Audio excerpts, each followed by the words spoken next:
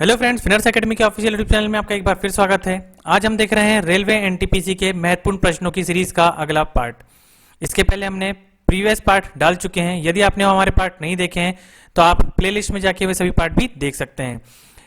ये महत्वपूर्ण प्रश्न रेलवे एनटीपीसी के प्रीवियस ईयर के एग्जामों में से लिए गए हैं, जो पूरे 1000 सवाल हैं। यदि आपको हमारी वीडियो पसंद आता है तो हमारी वीडियो को लाइक जरूर कर लीजिए, और चैनल को सब्सक्राइब नहीं किए हैं तो पहले चैनल को जाके सब्सक्राइब कर लीजिए और बेल आइकन को भी प्रेस कर लीजिए, ताकि आने वाले समय में आपको इस तरह के वीडियो मिलते रहें। तो चलिए स्टार्ट करते हैं हमारा आज का ये वीडियो। राष्ट्रपति को शपथ कौन दिलाता है? राष्ट्रपति को शपथ कौन दिलाता है? तो राष्ट्रपति को शपथ सर्वोच्च न्यायालय के मुख्य न्यायाधीश दिलाते हैं। राष्ट्रपति को शपथ कौन दिलाता है? तो राष्ट्रपति को शपथ सर्वोच्च न्यायालय के मुख्य न्यायाधीश दिलाते हैं। अगला सवाल है, जापान की मुद्रा कौन सी है? जापान की मुद्रा कौन सी है? तो जापान की मुद्रा येन है। हाल ही में ये एनटीपीसी के एग्जाम में पूछा जा चुका सवाल है। जापान की मुद्रा कौन सी है? तो जापान की मुद्रा येन है। अगला सवाल है, इंडियन मिलिट्री एकेडमी कहाँ स्थित है? इंडियन मिलिट्री एकेडमी कहाँ स्थित है? तो इंडियन मिलिट्री एकेडमी देहरादून में स्थित है। इंडियन मिलिट्री एकेडमी देहरादून में स्थित है। साथ ही देहरादून में वन अनुसंधान केंद्र भी स्थित है। तो आप इसी के साथ याद रख सकते हैं, इंडियन मिलिट्री एकेडमी देहरादून में है, साथ ही साथ वन अनुसंधान केंद्र भी देहरादून में स्थित है। अगला सवाल है, माउंट एवरेस्ट पर चढ़ने वाली पहली भारतीय महिला कौन है? माउंट एवरेस्ट पर चढ़ने वाली पहली भारतीय महिला कौन है? तो वो है बछेंद्री पाल। बछेंद्री पाल माउंट एवरेस्ट पर चढ़ने वाली पहली भारतीय महिला है। अगला सवाल है, डेविस कप का संबंध किस खेल से है?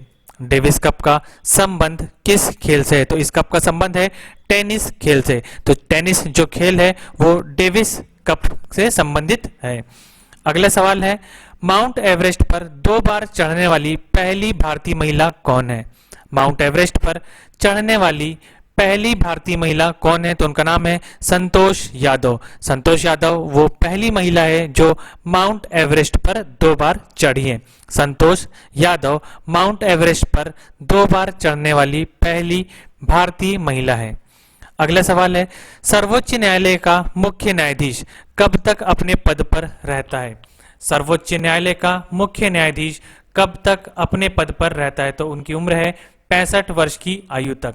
सर्वोच्च न्यायालय के मुख्य न्यायाधीश अपने पद पर 65 वर्ष की आयु तक रह सकते हैं। अगला सवाल है, संसद का उच्च सदन कौन सा होता है? संसद का उच्च सदन कौन सा होता है? तो संसद का उच्च सदन राज्यसभा होता है। संसद में 2 सदन होते हैं, राज्यसभा और लोकसभा। तो लोकसभा को हम निम्न सदन के नाम से जानते हैं और राज्यसभा को उच्च सदन के नाम से जाना जाता है। अगला सवाल है, पंचतंत्र के लेखक कौन है? पंचतंत्र के लेखक कौन है? तो पंचतंत्र के लेखक विष्णु शर्मा है। विष्णु शर्मा इन्होंने पंचतंत्र नामक किताब लिखे थे, वह इसके लेखक है। पंचतंत्र के लेखक विष्णु शर्मा है। अगला सवाल है, सन 1954 में हुआ भारत चीन समझौता किस नाम से जाना जाता है? सन 1954 1954 में हुआ भारत चीन समझौता किस नाम से जाना जाता है? तो यह नाम से जाना जाता है पंचशील समझौता।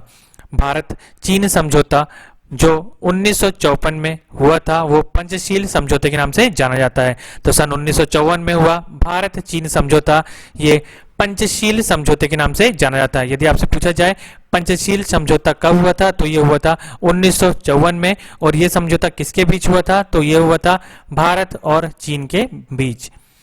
अगला सवाल है, सन 2010 में फुटबॉल विश्व कप किसने जीता था? सन 2010 में फुटबॉल विश्व कप स्पेन ने जीता था। सन 2010 में फुटबॉल विश्व कप स्पेन ने जीता था। अगला सवाल है, राष्ट्रीय रक्षा अकेडमी कहाँ स्थित है? राष्ट्रीय रक्षा अकेडमी कहाँ स्थित है? तो ये अकेडमी स्थित है पूना के पास खड़गवासला में। खड़गवासला में राष्ट्रीय रक्षा अकेडमी स्थित है, जो कि पूना शहर में स्थित है। अगला सवाल, डिस्कवरी ऑफ इंडिया पुस्तक किसने लिखी थी?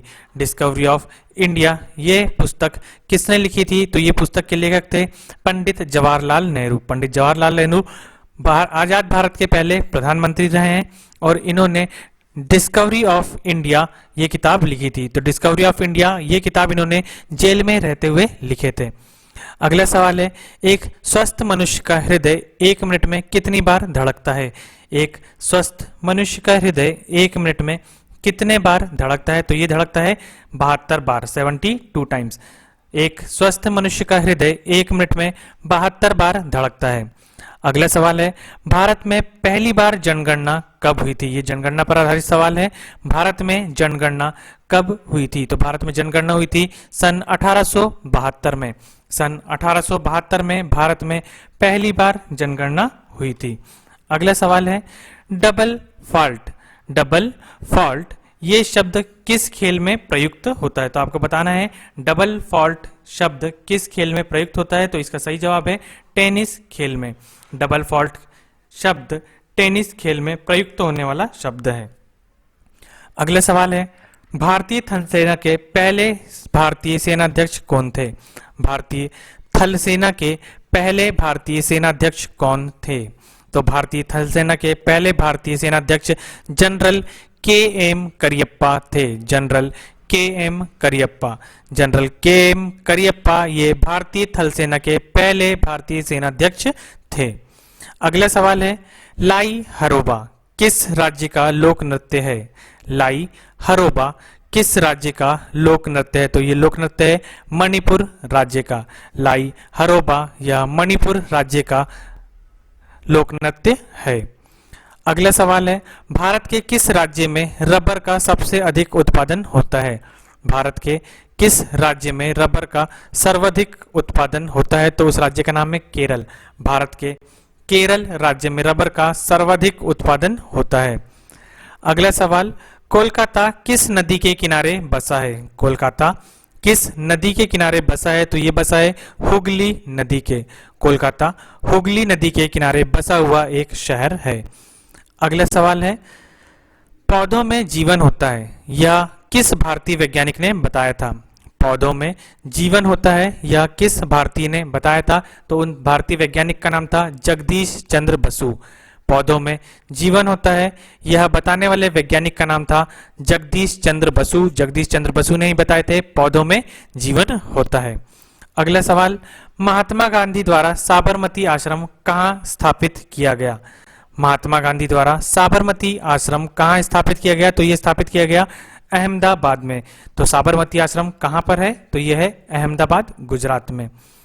अगला सवाल, मनुष्य के शरीर में कितने गुणसूत्र होते हैं? मनुष्य के शरीर में कितने गुणसूत्र होते हैं? तो इनमें यदि आपसे पूछा जाता है कि मनुष्य के शरीर में कितने गुणसूत्र के जोड़े होते हैं, तो जोड़े होते हैं 23। और यदि पूछा जाता है कितने गुणसूत्र होते हैं, तो गुणसूत्रों की संख्या है 46, मतलब 46। तो मनुष्य के शरीर में 23 जोड़े या फिर 46 गुणसूत्र होते हैं। अगला सवाल, चंद्र ग्रहण कब लगता है? चंद्र ग्रहण कब लगता है? तो चंद्र ग्रहण पूर्णिमा को लगता है। चंद्र ग्रहण पूर्णिमा को लगता है। अगला सवाल, भारत छोड़ो आंदोलन कब शुरू हुआ था? भारत छोड़ो आंदोलन कब शुरू हुआ था? तो भारत छोड़ो आंदोलन 8 अगस्त सन 1942 को शुरू हुआ था। भारत छोड़ो आंदोलन 8 अगस्त सन 1942 को शुरू हुआ था। मनुष्य के शरीर का सामान्य रक्तदाब कितना होता है? मनुष्य के शरीर का सामान्य रक्तदाब कितना होता है? तो वो होता है 80 से 120 मिलीमीटर तक। मनुष्य के शरीर का सामान्य रक्तदाब 80 से 120 मिलीमीटर का होता है। अगला सवाल है, उत्तरी गोलार्ध में सबसे छोटा दिन कब होता है? उत्तरी गोलार्ध में सबसे छोटा दिन कब होता है? तो वो होता है 22 दिसंबर का। उत्तरी गोलार्ध में 22 दिसंबर वह दिन है जो सबसे छोटा होता है। अगला सवाल, रामचरितमानस किसने लिखी थी? रामचरितमानस किसने लिखी थी? तो रामचरितमानस के जो लेखक हैं वो है तुलसीदास। तुलसीदास ने रामचरितमानस की रचना की थी, इसे लिखा था। अगला सवाल है, प्रथम एशियाई खेल कब और कहां आयोजित किए गए? प्रथम एशियाई खेल कब और कहां आयोजित किए गए? तो ये आयोजित किए गए थे नई दिल्ली में सन 1951 में।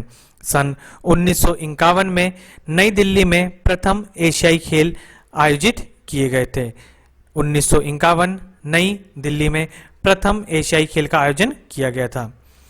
अगला सवाल है, वायुमंडलीय दाब किस यंत्र से मापा जाता है? वायुमंडलीय दाब बैरोमीटर से मापा जाता है। वायुमंडलीय दाब किस यंत्र से मापा जाता है? तो इसका सही जवाब है बैरोमीटर। वायुमंडलीय दाब बैरोमीटर से मापा जाता है। अगला सवाल है, हरियाणा का पहला महिला विश्वविद्यालय कौन सा है और कहाँ है? हरियाणा का पहला महिला विश्वविद्यालय कौन सा है और कहाँ है? तो हरियाणा का पहला महिला विश्वविद्यालय भगत फूल सिंह महिला विश्वविद्यालय खानपुर, ये सोनीपत में है। भगत फूल सिंह महिला विश्वविद्यालय खानपुर सोनीपत में स्थित है। ये हरियाणा का पहला महिला विश्वविद्यालय था, जो कि भगत फूल सिंह विश्वविद्यालय इसका नाम है। ये खानपुर कला सोनीपत में स्थित है। अगला सवाल है, टेस्ट मैचों की एक पारी में सभी 10 विकेट लेने वाले भारतीय कौन है? टेस्ट मैच की एक पारी में सभी 10 विकेट को लेने वाले भारतीय अनिल कुंबले हैं।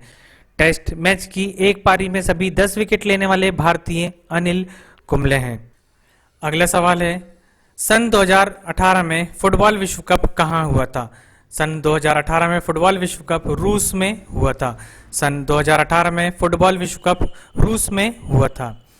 संसार में सर्वाधिक जनसंख्या वाला देश कौन सा है? तो संसार में सर्वाधिक जनसंख्या वाला देश सभी जानते हैं, ये चीन है और दूसरे नंबर पे भारत आता है। संसार में सर्वाधिक जनसंख्या वाला देश चीन है। राष्ट्रपति लोकसभा में कितने सदस्य मनोनीत कर सकते हैं? यह सवाल हाल ही में पूछा जा चुका है रेलवे एनटीपीसी के एग्जाम में।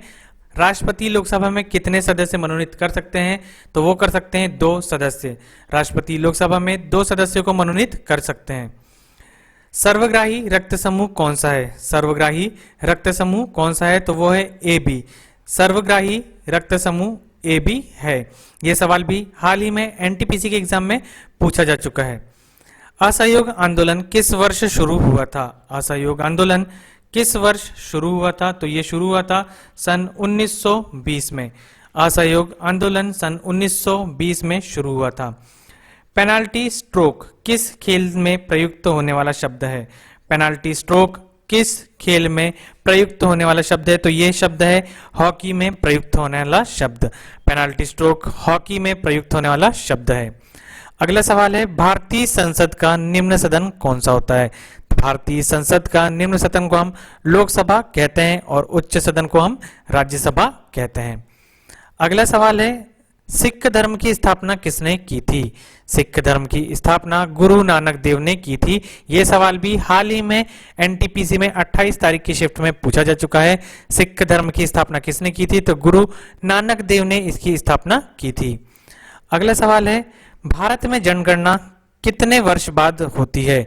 भारत में जनगणना कितने वर्ष बाद होती है? तो इसका सही जवाब है 10 वर्ष बाद। भारत में जनसंख्या की गणना 10 वर्षों के बाद होती है। अभी 2021 में जनसंख्या के नए आंकड़े भी आएंगे। अगला सवाल है, मेघदूत की रचना किसने की थी? भारतीय साहित्य से संबंधित सवाल है। मेघदूत की रचना किसने की थी? तो इसकी रचना की थी कालिदास जी ने। कालिदास जी ने मेघदूत की रचना की थी।